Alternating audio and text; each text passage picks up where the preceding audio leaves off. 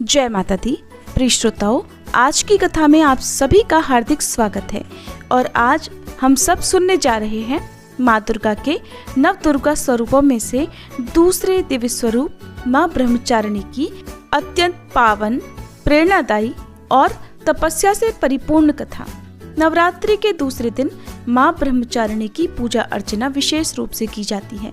मान्यता है कि जो भक्त सच्चे मन और श्रद्धा से माँ ब्रह्मचारिणी का स्मरण और वंदन करते हैं, उनके जीवन में तप, त्याग, धैर्य, संयम और सदाचार की शक्ति स्वतः ही बढ़ने लगती है।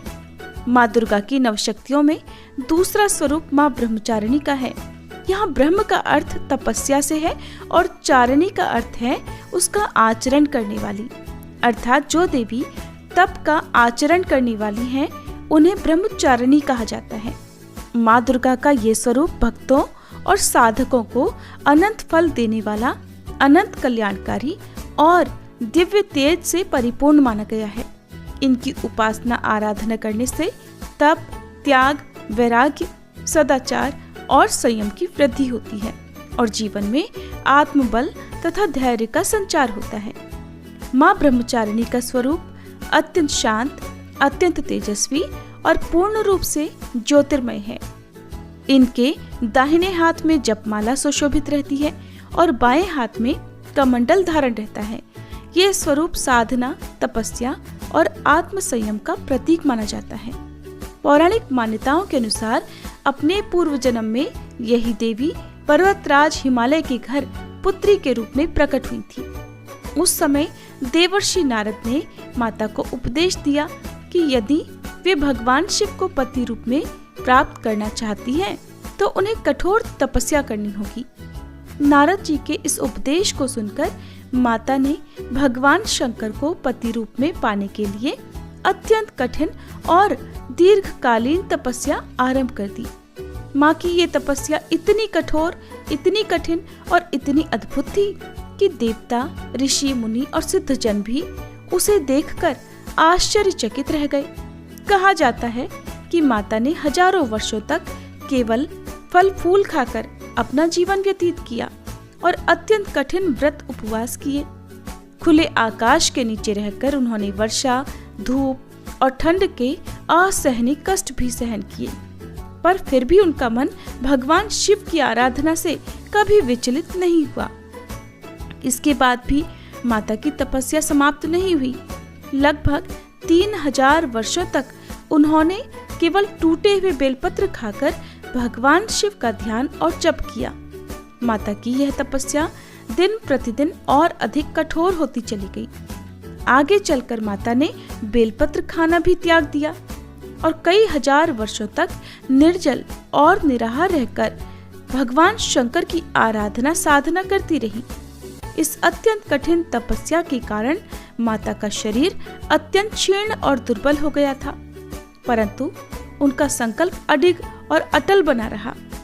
देवता, ऋषि, सिद्धगण और मुनिजन सभी माता की इस अद्भुत तपस्या को देखकर अत्यंत प्रसन्न हुए और उन्होंने माता की तपस्या की भूरी भूरी प्रशंसा की। तब उन्होंने माता से कहा, हे देवी, आपकी ये तपस्या तो अभूतपूर्व है, अद्वितीय है। आज तक किसी ने भी इतनी कठोर तपस्या नहीं की। ये महान कार्य केवल आप ही कर सकती थी। आपकी मनोकामना अवश्य पूर्ण होगी। भगवान चंद्रमौली शिव आपको पति रूप में प्राप्त होंगे। अब आप अपनी तपस्या समाप्त करें और अपने घर लौट जाएं। शीघ्र ही आपके पिता के यहाँ से आपको बुलावा आएगा। इस प्रकार माता अपनी कठिन तपस्या में रत रही और भगवान शिव ने उन्हें साक्षात दर्शन देकर उनकी तपस्या को स्वीकार किया और उन्हें अपनी अर्धांगिनी बनाने का वचन देकर उन्हें उनके घर के लिए विदा कर दिया। आखिरकार भगवान शिव ने पूर्ण विधि विधान के साथ देवी के साथ विवाह किया।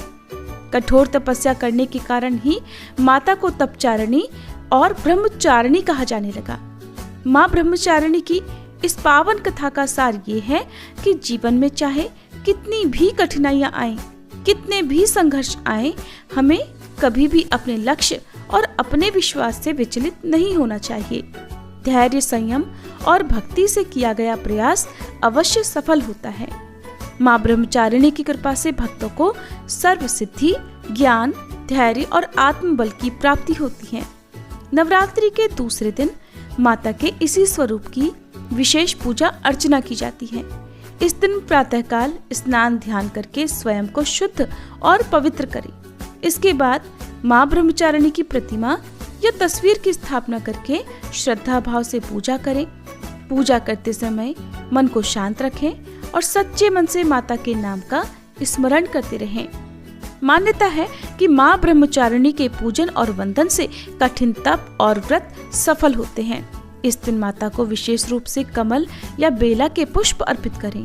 सफेद या पीले रंग के वस्त्र धारण करके माँ की पूजा करें और दूध से बने प्रसाद जैसे खीर, दूध से बनी मिठाई या अन्य पकवान भी माँ को अर्पित किए जा सकते हैं। पान, सुपारी, इलायची का भोग भी माँ को लगाया जाता है और कथा का श्रवण करने के बाद कपूर जलाकर माता की आरती अवश्य करें। विद्यार्थियों के लिए ये पूजा विशेष फलदायी मानी गई है, क्योंकि इससे अध्ययन में रुचि बढ़ती है, स्मरण शक्ति का विकास होता है और जीवन की अज्ञानता दूर होकर ज्ञान का प्रकाश भी फैलता है। माँ ब्रह्मचारिणी की कृपा से भक्तों के जीवन में धैर्य, संयम, ज्ञान और आध्यात्मिक शक्ति का संचार होता रहे, ऐसी हम सबकी माँ ब्रह्मचारिणी से प्रार्थना है।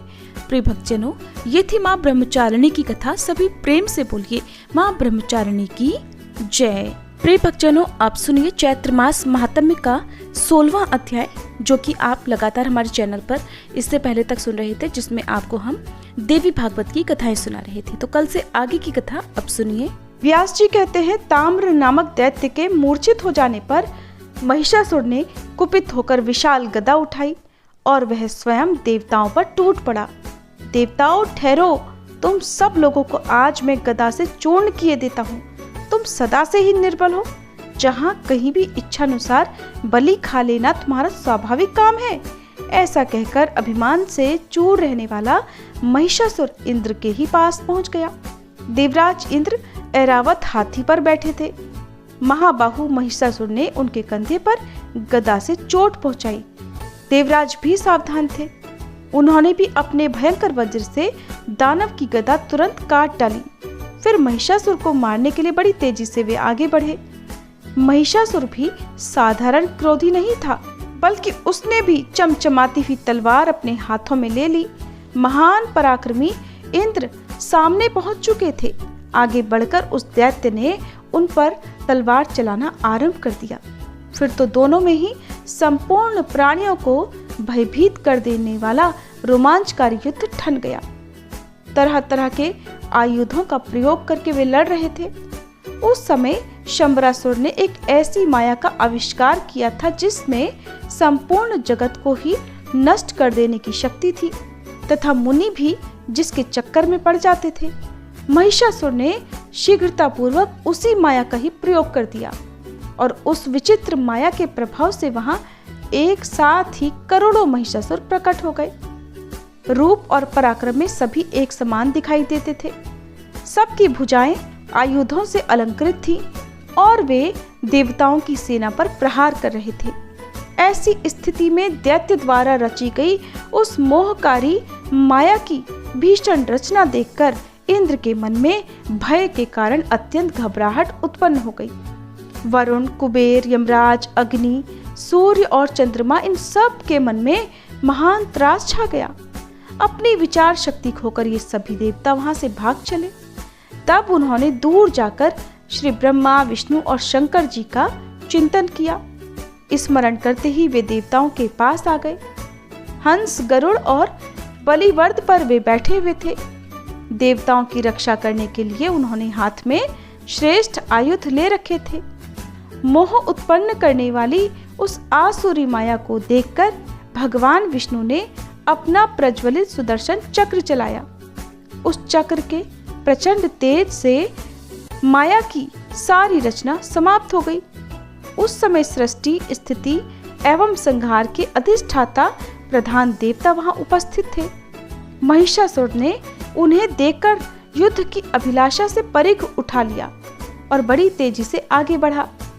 महान बलशाली महिषासुर, उसका सेनाध्यक्ष चिक्षुर, उग्रास्य, उग्रवीर, असिलोमा, त्रिनेत्र, वाशकल और अंधक, ये दानव तथा इनके अलावा भी बहुत से दैत्य युद्ध करने के विचार से निकल पड़े। सभी कवच पहने हुए थे, भुजाएं धनुष से सुशोभित थी। वे मतवाले होकर रथ पर बैठे हुए थे। उन्होंने संपूर्ण देवताओं को इस प्रकार घेर लिया मानो सियार सुकोमल बछड़ों को घेर कर खड़े हो जाते हैं। इसके बाद तो वे समस्त दानव मदांध होकर देवताओं पर बाण बरसाने लगे। देवताओं द्वारा भी उसी प्रकार की बाण वर्षा आरंभ हो गई। एक दूसरे को मारने के लिए सब पर्याप्त प्रयास कर रहे थे। इसके बाद भगवान विष्णु के तथा शंकर जी के साथ महिषासुर और उसके पक्ष के दानवों का बड़ा भीषण युद्ध हुआ और कुछ समय के बाद सर्वज्ञ भगवान विष्णु, शंकर जी तथा ब्रह्मा जी अपने अपने लोक को वापस लौट गए। महाबली इंद्र हाथ में वज्र लेकर युद्ध के मैदान में डटे हुए थे। वरुण हाथ में शक्ति लेकर युद्ध में देवराज का साथ दे रहे थे। यमराज भी दंड लेकर युद्ध करने में लगे रहे। युद्ध के लिए उनके मन में निश्चित विचार हो गया था। नक्षत्रों के नायक चंद्रमा और भगवान सूर्य एक साथ वहां पधारे। दोनों एक साथ होकर युद्ध करने के लिए खड़े हो गए।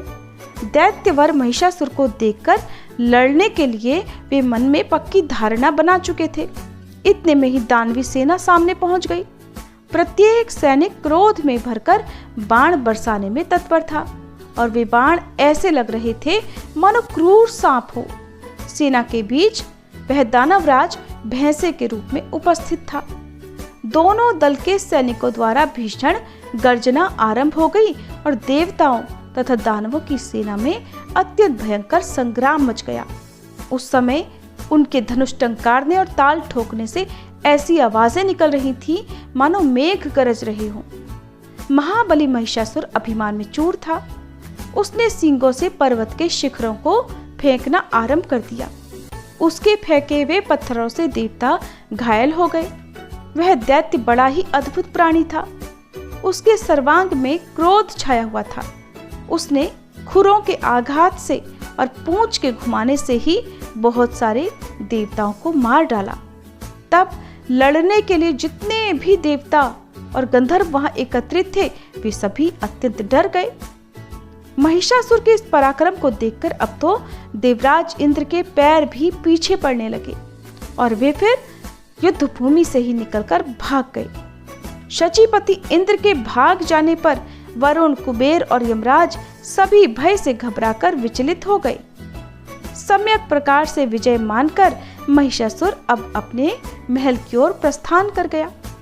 महिषासुर ने देवराज इंद्र के ऐरावत हाथी और कामधेनु गऊ, उच्च श्रवा घोड़ा को अपने अधिकार में कर लिया। फिर उसके मन में आया कि सेना को साथ लेकर मैं इसी समय स्वर्ग पर भी चढ़ाई कर दूं। उस समय देवता लोग भय से कातर होकर इधर उधर छिपे हुए थे। देव सदन खाली पड़ा हुआ था। महिषासुर ने तुरंत वहां पहुंचकर अपना पूरा अधिकार जमा लिया।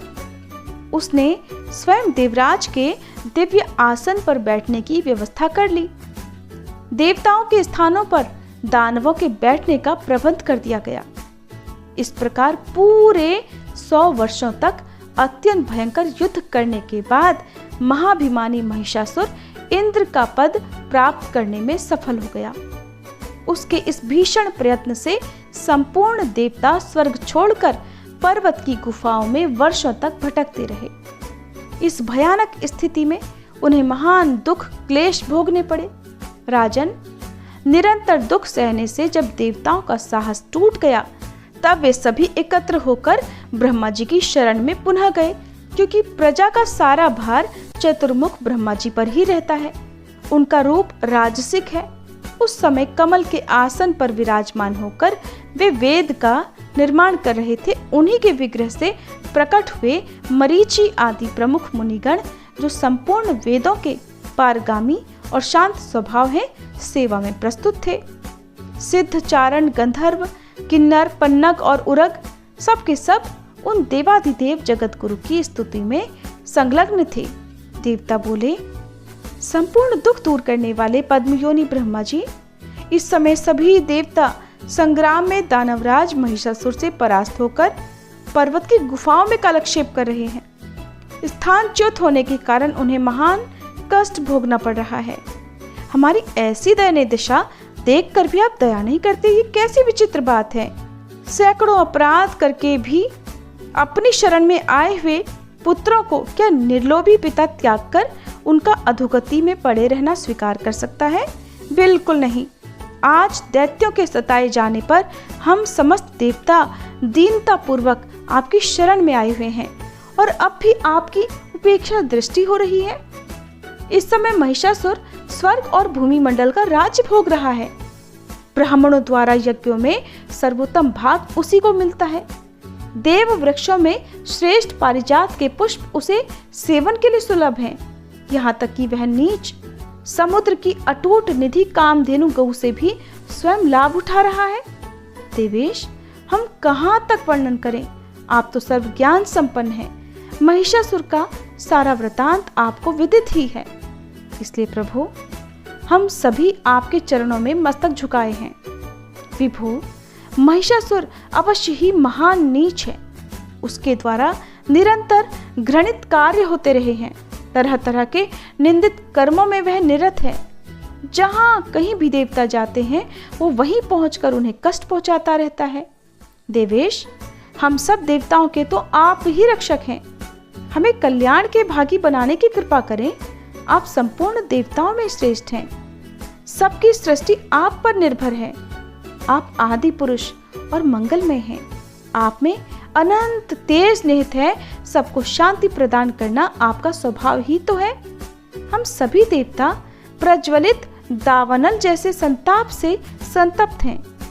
यदि आप हमारे शरण नहीं बनते तो भला आप जैसे सर्वसमर्थ प्रभु को छोड़कर हम दूसरे किसकी शरण में जाएं? व्यास जी कहते हैं, इस प्रकार स्तुति करके संपूर्ण देवता हाथ जोड़कर प्रजापति ब्रह्मा जी को प्रणाम करने लगे। उनके मुख पर अत्यंत उदासी छाई हुई थी। उस समय उन्हें अपार पीड़ा का अनुभव हो रहा था। उन्हें दुखी देखकर लोक पितामह ब्रह्मा जी मधुर वाणी में मानो देवताओं को सुख पहुंचाते हुए से कहने लगे। ब्रह्मा जी बोले, देवताओं, मैं क्या करूं? महिषासुर को वर का अभिमान है। उसे कोई स्त्री ही मार सकती है, पुरुष नहीं मार सकते। अब बताइए, ऐसी स्थिति में मैं भला कर ही क्या सकता हूँ? अतः देवताओं, हम सब लोग श्रेष्ठ पर्वत कैलाश पर चलें। वह संपूर्ण कार्यों के विशेषज्ञ भगवान शंकर विराजमान हैं। उन्हें अपना अगुआ बनाकर हम लोग उस वैकुंठ में चले जहाँ भगवान विष्णु रहते हैं। उनसे मिलकर देवताओं के कार्य के विषय में विशेष रूप से विचार किया जाएगा। इस प्रकार कहकर ब्रह्मा जी हंस पर बैठे और देवताओं को साथ लेकर कैलाश की ओर चल पड़े। ब्रह्मा जी के पहुंचने के पहले ही ध्यान द्वारा उनके आगमन की सूचना भगवान शंकर जी को मिल गई थी। ब्रह्मा जी देवताओं के साथ आ रहे हैं ये जानकर वे अपने भवन से ही बाहर निकल आए। दोनों महानुभावों का साक्षात्कार हुआ। परस्पर एक दूसरे को प्रणाम और आशीर्वाद होने लगा। सभी देवताओं ने शंकर जी के चरणों में मस्तक झुकाया। दोनों महानुभाव प्रसन्नता पूर्वक मिले। गिरिजापति भगवान शंकर ने सभी देवताओं को बैठने के लिए अलग अलग आसन दिए। देवताओं के आसनों पर विराजने के बाद भगवान शंकर भी अपने आसन पर बैठे। ब्रह्मा जी से कुशल पूछने के बाद देवताओं के कैलाश पर आने का कारण पूछा। भगवान शंकर ने पूछा, ब्रह्मा जी, किस प्रयोजन से आपने इंद्र प्रभृति संपूर्ण देवताओं को साथ लेकर यहाँ पधारने का कष्ट किया है? महाभाग, आपके आने का क्या कारण है, अवश्य बताइए। ब्रह्मा जी बोले, सुरेश, स्वर्ग में निवास करने वाले इन इंद्रादि समस्त देवताओं को महिषासुर महान क्लेश पहुंचा रहा है। आप तो अंतर्यामी हैं, आपसे कुछ भी छिपा नहीं है प्रभु। उसी के भय से डरकर ये बेचारे पर्वतों की खोह में घूम रहे हैं। महिषासुर तथा अन्य भी बहुत से दैत्य देवताओं से शत्रुता ठाने हुए हैं। इस समय यज्ञ में उन्हीं को भाग मिल रहा है। अतः उनसे पीड़ित होकर ये सभी लोकपाल आपकी शरण में आए हैं। शंभो, आपके भवन पर इसी गुरुतर कार्य को करने के लिए मेरे साथ इन देवताओं का भी आना हुआ है। सुरेश्वर, अब इनके कार्य के विषय में आपको जो उचित जान पड़े वैसी ही व्यवस्था करने की कृपा कीजिए, क्योंकि भूत भावन संपूर्ण देवताओं के कार्य का भार आप पर ही है। व्यास जी कहते हैं, ब्रह्मा जी के वचन सुनकर भगवान शंकर का मुखमंडल मुस्कान से भर गया। अत्यंत मधुर वाणी में वे ब्रह्मा जी से कहने लगे, विभो, ये आपकी ही तो करामात है, आपने ही तो इसे वरदान दे रखा है। अब भला इससे बढ़कर देवताओं के लिए अनिष्टप्रद कार्य और क्या हो सकता है। आपके दिए हुए वरदान के प्रभाव से ही तो महिषासुर में ऐसी असीम शक्ति आ गई है और वो सभी देवताओं को भयभीत किए रहता है। भला कौन ऐसी सुयोग्य स्त्री है जो अभिमान में चूर रहने वाले इस दानव को मार सके। संग्राम में पैर रखने के योग्य न तो मेरी पत्नी है और न आपकी ही। महाभाग्यवती ये देवियां यदि संग्राम में चली भी जाएं, तो फिर युद्ध में सफलता किस प्रकार प्राप्त कर सकेंगी। महाभागा इंद्राणी को भी युद्ध की कला ज्ञात नहीं है। दूसरी किस स्त्री में इतनी शक्ति है जो इस मदोन्मत्त दुष्ट दानव को मार सके। इसलिए मेरे मन में ये विचार उठता है कि हम लोग इसी क्षण भगवान विष्णु के पास चलें और उनकी स्तुति करके देवताओं का कार्य सिद्ध करने के लिए उन्हीं को बार बार प्रेरित किया जाए, क्योंकि संपूर्ण कार्यों को सिद्ध करने वाले बुद्धिमानों में सर्वप्रथम उन्हीं का तो स्थान है। उनसे मिलकर ही कार्य के संबंध में विचार करना उचित होगा। वे किसी प्रपंच से अथवा बुद्धि से कार्य सिद्ध होने का कोई न कोई समाधान प्रस्तुत कर ही देंगे। व्यास जी कहते हैं, भगवान शंकर की इस प्रकार की बातें सुनकर ब्रह्मा प्रभृति संपूर्ण प्रधान देवताओं ने उसका अनुमोदन किया। फिर तुरंत जाने के लिए वे सब लोग उठ खड़े हुए। भगवान शंकर ने भी साथ दिया।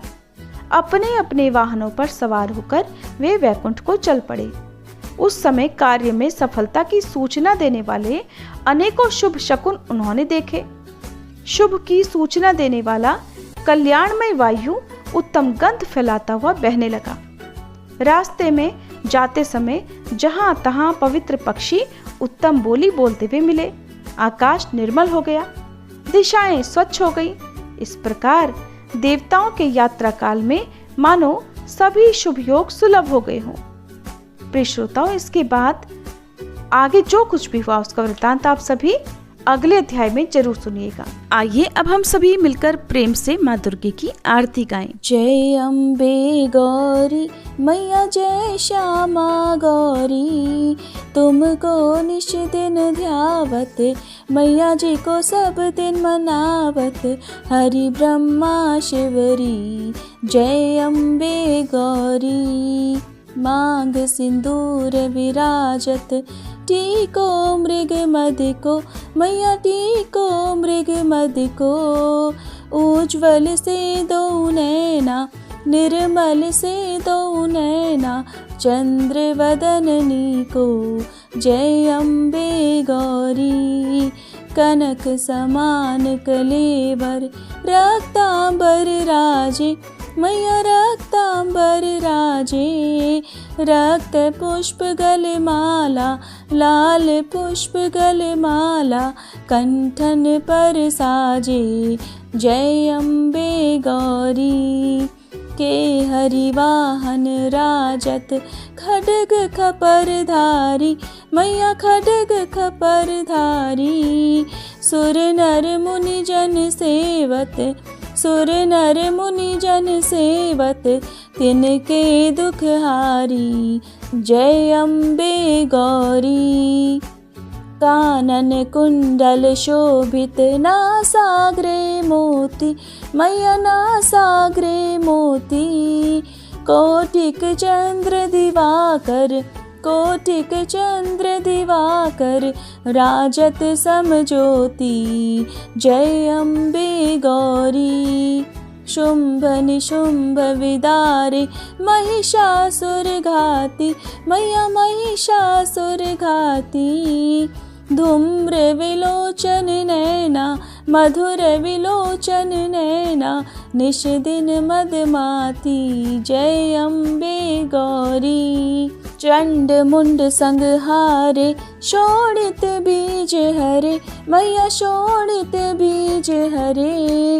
मधु कैटभ दो मारे, मधु कैटभ दो मारे, सुर भयहीन करे, जय अम्बे गौरी। ब्रह्माणी रुद्राणी तुम कमला रानी, मैया तुम कमला रानी। आगम निगम बखानी तुम शिव पट रानी, जय अम्बे गौरी। 64 योगिनी मंगल गावत, नृत्य करत भैरू, मैया नृत्य करत भैरू। बाजत ताल मृदंगा, बाजत ढोल मृदंगा, अरु बाजत डमरू, जय अम्बे गौरी। तुम ही जग की माता, तुम ही हो भरता, मैया तुम ही हो भरता। भक्तन की दुख हरता, भक्तन की दुख हरता, सुख संपत्ति करता, जय अम्बे गौरी। भुजाचार अति शोभित वर मुद्राधारी, मैया वर मुद्राधारी। मन वांछित फल पावत, मन इच्छा फल पावत, सेवत नर नारी, जय अम्बे गौरी। कंचन थाल विराजत, अगर कपूर बाती, मैया अगर कपूर बाती। श्रीमाल के तुम्हें राजत, श्रीमाल के तुम्हें राजत, कोटि रतन ज्योति, जय अम्बे गौरी। श्री अम्बे जी की आरती जो कोई नर गावे, मैया जो कोई नर गावे।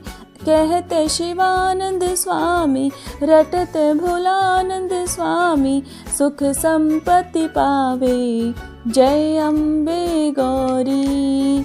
जय अम्बे गौरी, मैया जय श्यामा गौरी। तुमको निश दिन ध्यावत, मैया जी को सब दिन मनावत, हरि ब्रह्मा शिवरी, जय अम्बे गौरी। माँ दुर्गा से क्षमा प्रार्थना। हे परमेश्वरी, मेरे द्वारा रात दिन सहस्त्रों अपराध होते रहते हैं। अपनी भक्त समझकर मेरे उन अपराधों को आप कृपा पूर्वक क्षमा करो। हे परमेश्वरी, मैं आह्वान करना नहीं जानती, विसर्जन करना नहीं जानती तथा पूजा करने का ढंग भी नहीं जानती, मुझे क्षमा करो। हे देवी, हे सुरेश्वरी, मैंने जो मंत्रहीन, क्रियाहीन और भक्तिहीन पूजन किया है वह सब आपकी कृपा से पूर्ण हो। सैकड़ों अपराध करके भी जो आपकी शरण में जय जगदम्बे कहकर पुकारता है उसे वह गति प्राप्त होती है जो ब्रह्मादि देवताओं के लिए भी सुलभ नहीं है। हे जगदम्बिके, मैं अपराधी हूँ किंतु आपकी शरण में आई हूँ। इस समय दया की पात्र हूँ, आप जैसा चाहो करो। देवी परमेश्वरी, अज्ञान से, भूल से अथवा बुद्धि भ्रांत होने के कारण मैंने जो कुछ भी कम या अधिक कर दिया हो वह सब क्षमा करो और प्रसन्न हो।